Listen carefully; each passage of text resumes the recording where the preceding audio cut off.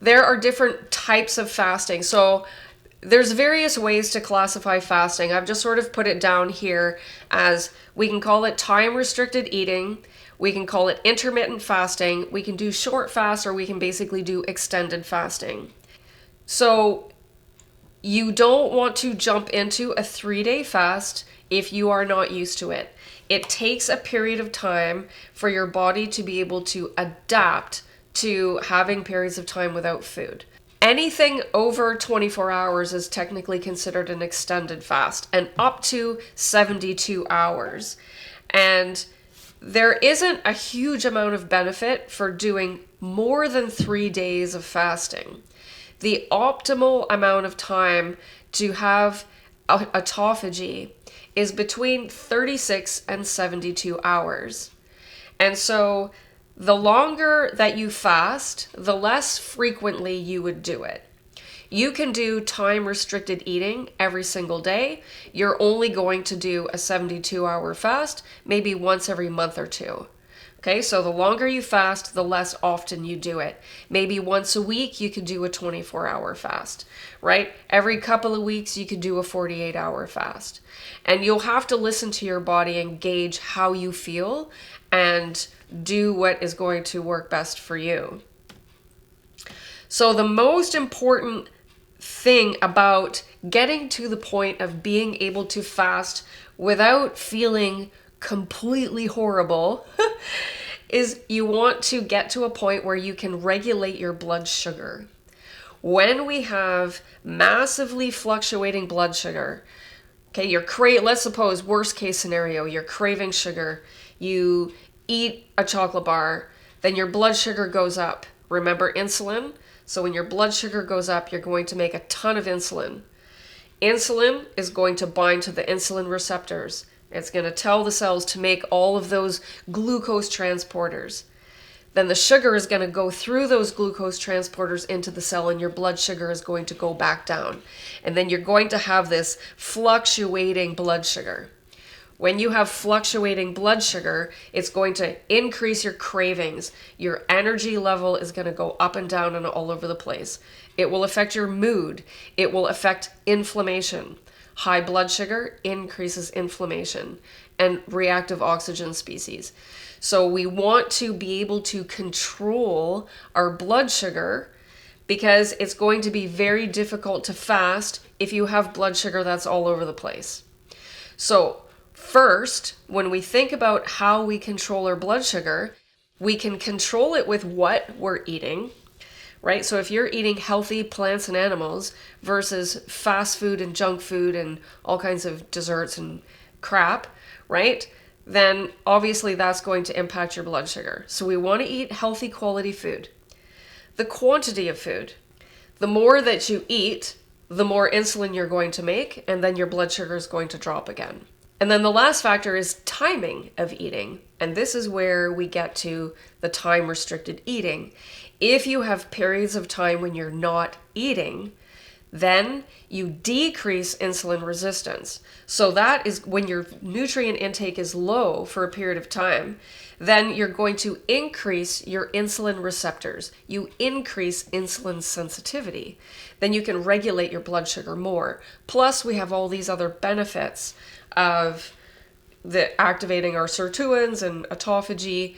But then also, when we have periods of time of not eating, we train our body to dip into our fat storage so that we're not only surviving just on our blood sugar from consuming foods.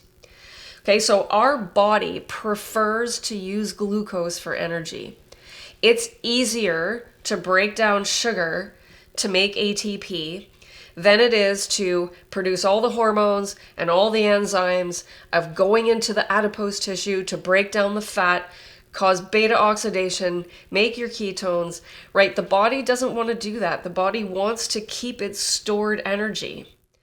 So when your blood sugar starts to go down, your body's instant reaction is to make you want to eat something. But that hunger stimulus usually doesn't last very long. If you give that about 10 minutes, then the body will be like, okay, fine. will go get some energy from the fat cells. It's like going into the pantry, right? And then it will start breaking down the fat, and then it will make some into glucose. It will use some for ATP. So it can take a period of time of training your body to go to the fat storage to make energy instead of just making you want to eat all the time. So that's the initial hurdle. So the initial hurdle is being able to regulate your blood sugar so that your body knows how to burn fat for energy and you can keep a stable blood sugar without all this fluctuation stuff going on. So before you start jumping into a 3-day fast, because you're like, holy cow, if I can fast between 36 and 72 hours, I can clean up all kinds of, misfolded proteins and dysfunctional mitochondria and peroxisomes, and I can get rid of all of that stuff and clean everything up. So that's what I want to do.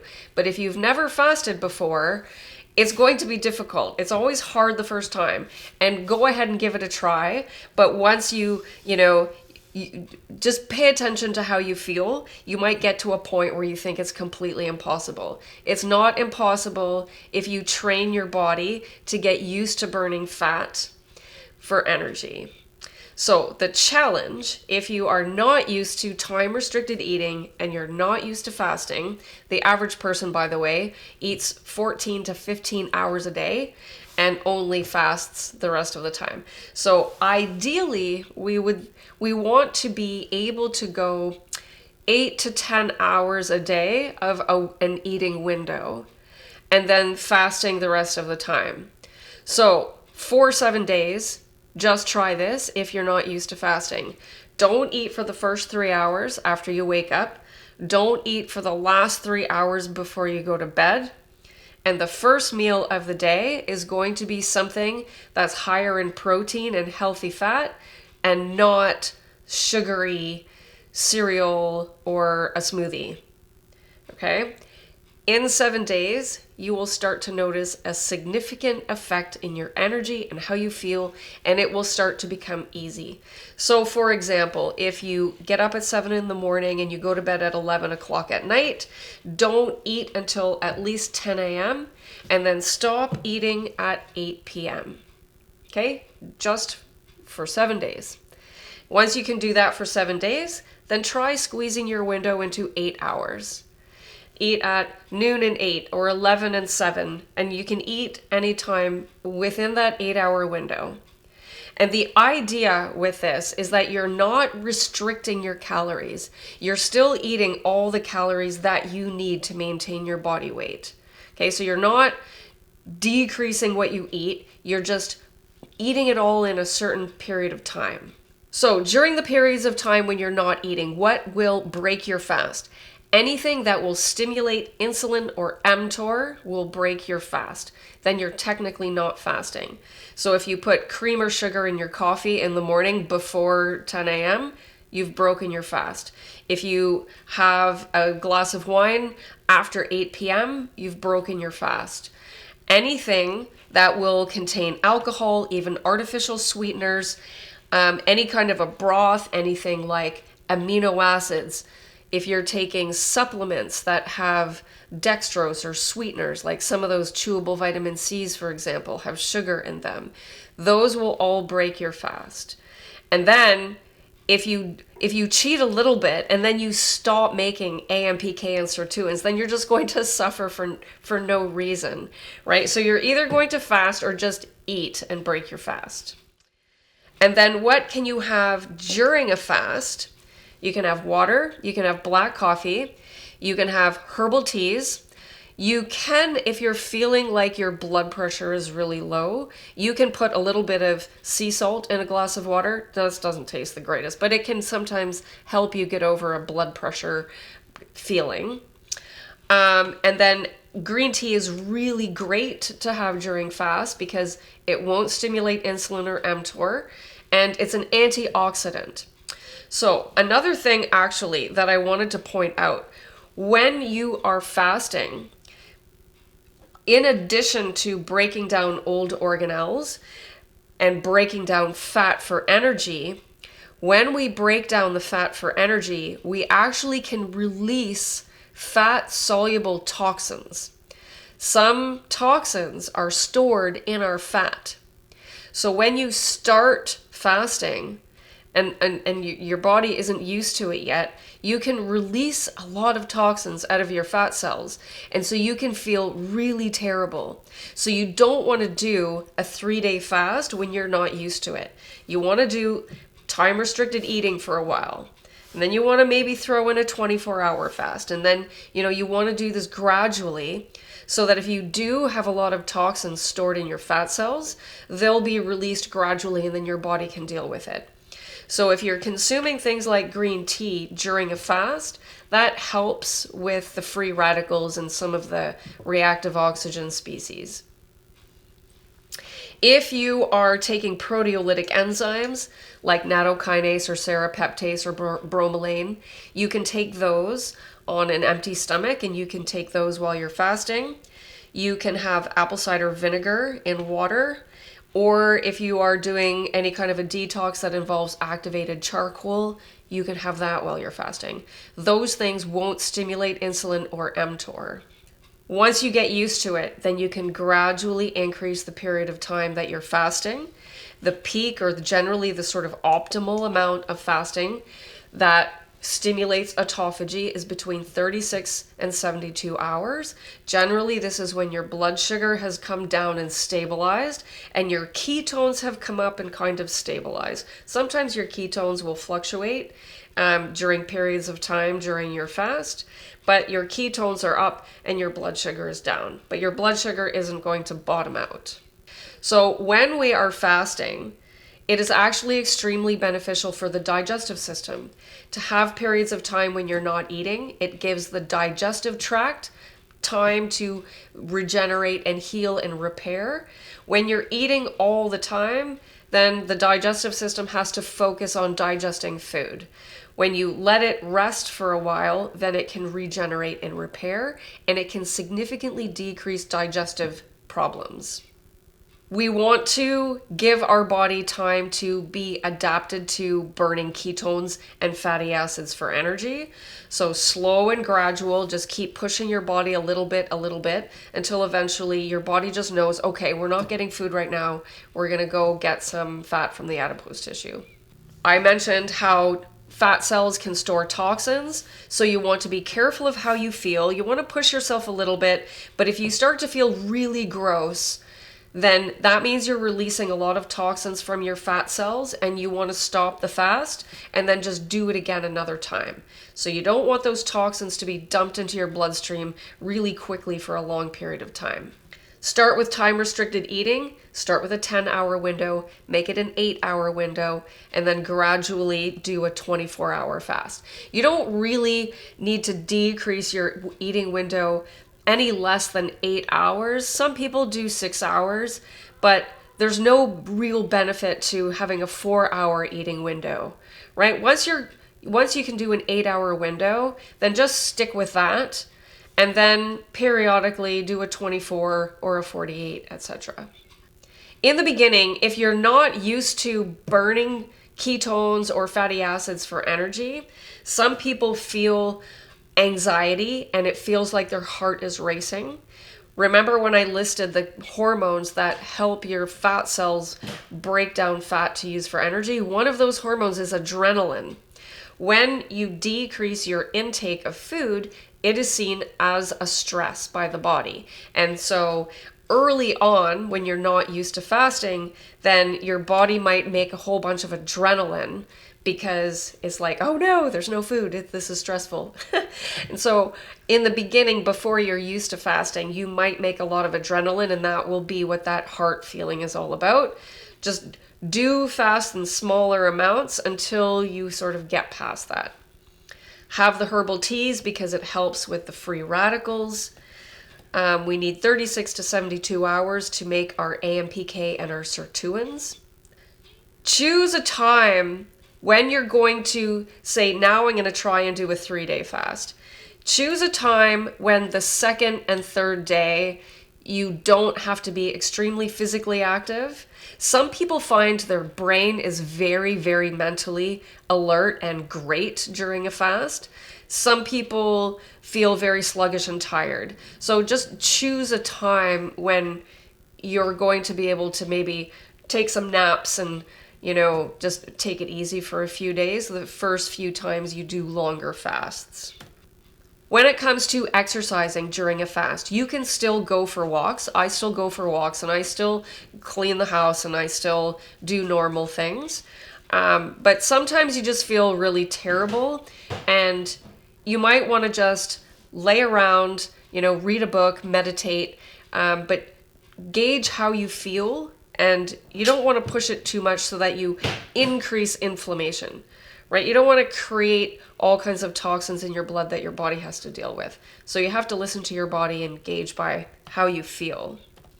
If you have a blood sugar reader and a ketone reader or monitor, when your blood sugar and your ketones, so when your blood sugar comes down to about 3 millimoles, and then your ketones kind of come up to around 2.5, and they can go up to 4 or sometimes even 4.8.